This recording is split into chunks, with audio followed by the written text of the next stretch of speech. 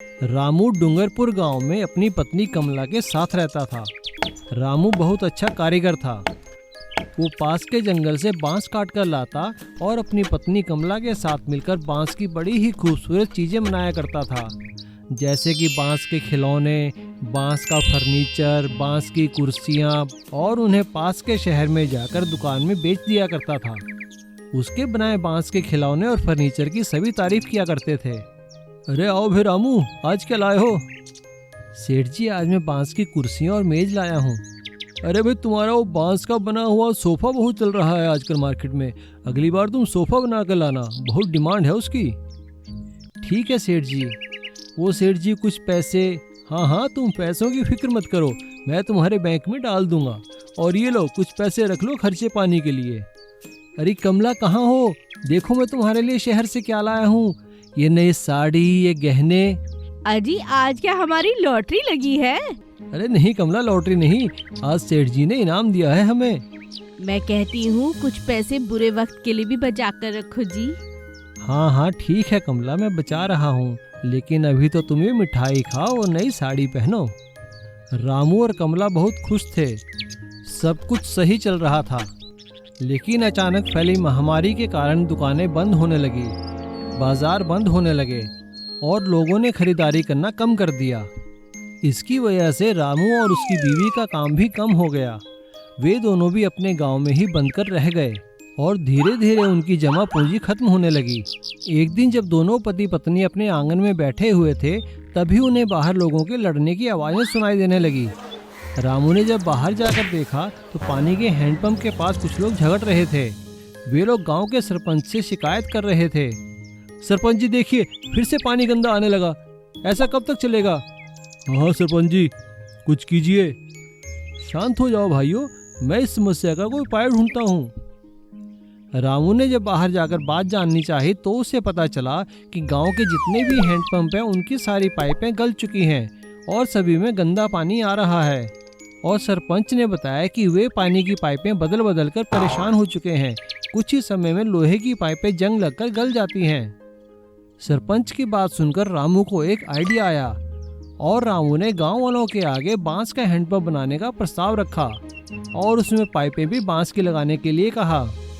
गांव वालों को रामू का आइडिया पसंद आया और रामू ने एक पानी का हैंडपंप पूरा बांस का तैयार किया और उसमें पाइपें भी बांस की लगाई। और जब लोगों ने उस हैंडपंप से पानी खींचकर पिया तो पानी बहुत ही मीठा आने लगा, क्योंकि वो बांस था, उसमें जंग भी नहीं लगा। और इस तरह रामू का बांस का हैंडपंप बनाने का आइडिया फेमस हो गया। अब उनके गांव में ही नहीं, आसपास के गांव वाले भी बांस का हैंडपंप बनाने लगे और रामू ने मौके में अवसर की तलाश की और उसका काम चल निकला। और इस तरह ये बांस का हैंडपंप रामू के लिए जादुई सुनहरा हैंडपंप साबित हुआ और वे दोनों पति पत्नी फिर से खुशहाली से रहने लगे।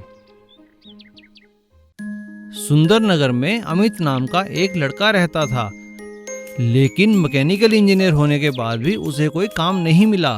एक दिन वह मायूस होकर गांव के चबूतरे पर पेड़ के नीचे बैठा हुआ था। तभी एक बुजुर्ग स्कूल टीचर वहां से गुजरे। गुरुजी प्रणाम। प्रणाम। अरे कौन? अमित, कैसे हो बेटा? क्या कर रहे हो आजकल? बस गुरुजी, इसी सवाल का जवाब दे रहा हूँ सबको। बहुत दुखी लग रहे हो बेटा।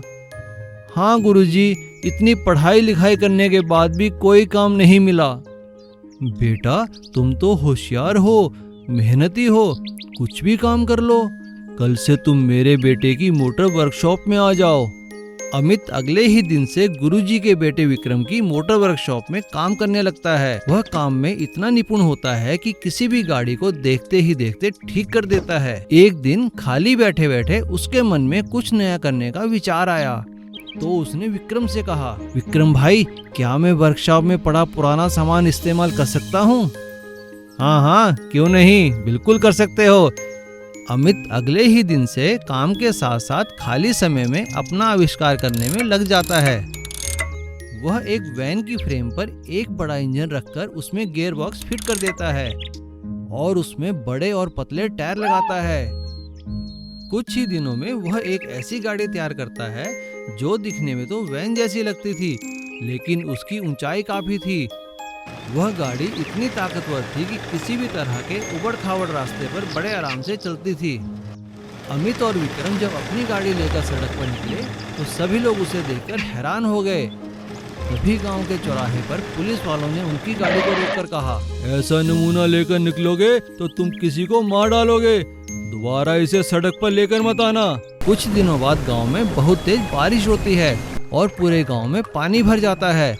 कोई भी गाड़ी इस भरे पानी में नहीं चल पाती, इस कारण गांव वालों तक मदद नहीं पहुंच पाती है। तभी अमित अपनी गाड़ी को चलाना शुरू करता है। उसकी गाड़ी ऊंचे होने के कारण पानी में नहीं डूबती और ताकतवर होने के कारण पानी में बड़े आराम से चल पड़ती है। वह अपनी गाड़ी में खाने पीने का सामान और दवाइयां रखकर बाढ़ के पानी से घिरे लोगों के घर घर तक पहुंचाता है। सभी लोग उसकी तारीफ करते हैं और बाढ़ का पानी खत्म होने पर गांव के सभी लोग अमित और विक्रम को सम्मानित करते हैं। तब गुरुजी कहते हैं, हमें हर किसी के काम का सम्मान करना चाहिए, पता नहीं कब किसी की बनाई चीज हमारे काम आ जाए। नीलू और सरिता शहर में रहते थे। वो दोनों एक फूड कंपनी में काम करते थे। वहीं दोनों आपस में मिले और दोनों ने शादी कर ली। शादी करने के बाद भी वो दोनों उसी कंपनी में काम किया करते थे। उन दोनों को घूमने फिरने का बहुत शौक था। एक साल भी ऐसे ही गर्मियों के दिनों में उन्हें 3-4 दिन की छुट्टियां मिलने वाली थी। तो नीलू के दोस्त ने उससे पूछा, अरे भाई नीलू, क्या प्रोग्राम है तुम्हारा, कहाँ जा रहे हो छुट्टियों में इस बार? अरे हाँ रमेश, इस बार हम कहीं बड़े शहर में नहीं जा रहे, इस बार हम गांव में और एक हेरिटेज वॉक के लिए जंगल में घूमने जा रहे हैं। और छुट्टियां मिलते ही दोनों एक पहाड़ी के क्षेत्र में घूमने के लिए निकल जाते हैं। वो दोनों एक गांव में ठहरते हैं। अगले दिन वो लोग सुबह ही गांव की एक टैक्सी लेकर जंगल में घूमने के लिए निकल जाते हैं। टैक्सी वाला उन्हें पहाड़ के नीचे उतार देता है और कहता है, अरे साहब, आप यहाँ से पैदल जाइए और पहाड़ी के चोटी पर मंदिर है, वहाँ से घूम कर आइए। मैं शाम को आपको यहाँ लेने आ जाऊँगा। अगर कोई दिक्कत हो तो मुझे फोन कर देना। यहाँ पे नेटवर्क की कोई कमी नहीं है। टैक्सी के वहाँ से जाते ही दोनों जंगल में घूमने निकल जाते हैं। जंगल में घूमने के लिए एक साफ सुथरा रास्ता बना हुआ था। दोनों उस रास्ते पर चलते चलते जंगल के मनोहारी दृश्य देखने लगे और ना जाने कब जंगल के बीचों बीच खो गए, उन्हें समय का पता ही नहीं चला। शाम ढलने को थी, तभी हल्की हल्की बारिश होने लगी। वो दोनों एक पेड़ के नीचे बैठ गए। थोड़ी ही देर में बारिश रुक गई, लेकिन तब तक शाम होने लगी थी और वो जंगल के इतने अंदर आ चुके थे कि उन्हें रास्ता कहीं मिल नहीं रहा था। तभी अचानक नीलू की नज़र दूर से एक रोशनी पर पड़ती है। वो उस दिशा में चल पड़ते हैं। वो नजदीक जाकर देखते हैं कि वहाँ एक छोटी सी झोपड़ी बनी थी। दोनों उस झोपड़ी के अंदर जाते हैं तो वहाँ पे एक बूढ़ी औरत बैठी हुई थी। नीलू उस बूढ़ी औरत को नमस्कार करते हुए कहता है, अम्मा जी नमस्कार, हम यहाँ घूमने आए थे लेकिन जंगल में रास्ता खो गए हैं। क्या हमें यहाँ रात भर के लिए आश्रय मिल सकता है? हाँ हाँ बेटा, तुम दोनों बड़े आराम से मेरी झोपड़ी में रह सकते हो।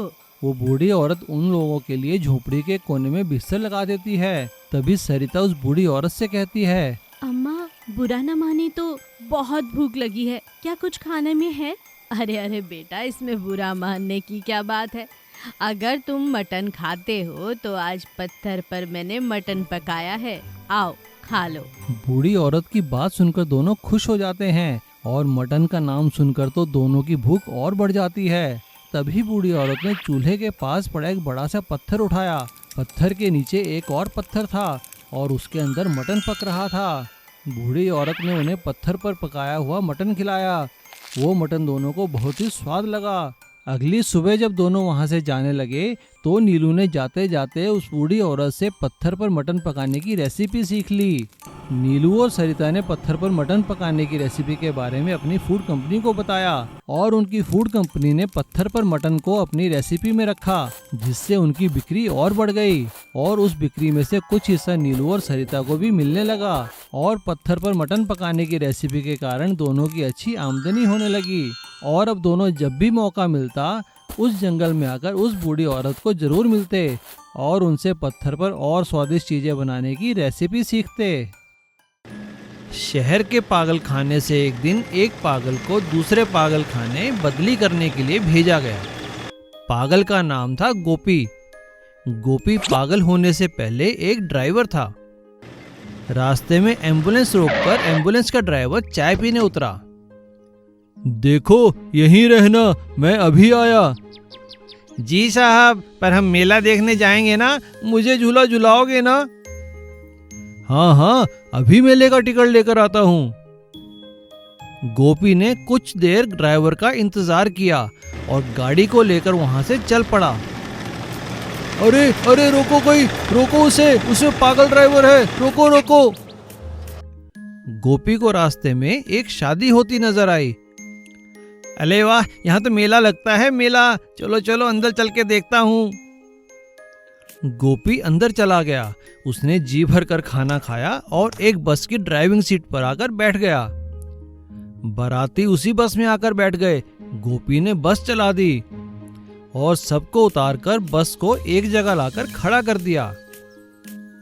अब वो जहां जी चाहे वहां चला जाता, कभी भी किसी भी गाड़ी को चुरा लेता और अपनी मर्जी से कहीं भी लाकर खड़ा कर देता। ऐसा कई दिन चलता रहा। अब पुलिस को एक पागल और एक गाड़ी चोर की तलाश थी, लेकिन पुलिस को यह नहीं पता था कि दोनों काम एक ही व्यक्ति के हैं। एक दिन रात में गोपी एक गाड़ी के पीछे डिक्की में जाकर सो गया।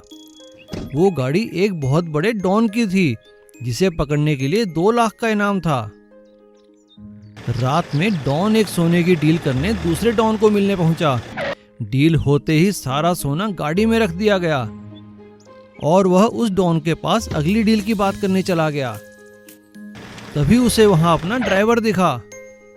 अरे तुम यहाँ क्या कर रहे हो? मेले की टिकट मिल गई, चलो चलो मेला देखने चलते हैं। एम्बुलेंस ड्राइवर के इशारे पर इंस्पेक्टर समझ गया कि यही गोपी है। अरे यह तो डॉन की कार है, इसका मतलब चोर कोई और नहीं, गोपी ही है। यही है जो गाड़ियां कहीं भी चलाकर खड़ी कर देता है। अरे गोपी, तुम्हें ये गाड़ी कहाँ से मिली? जहाँ से तुम लाए हो मेला वहीं लगा है, क्या तुम हमें वहाँ ले चलोगे? हाँ हाँ चलो चलो, हम मेला देखने चलेंगे, पर गाड़ी मैं ही चलाऊंगा। हाँ हाँ तुम ही चला लेना। गोपी कार चलाता है और ड्राइवर और इंस्पेक्टर को अपने साथ उसी जगह ले जाता है जहाँ पर दोनों डॉन थे। पुलिस उन्हें गिरफ्तार कर लेती है।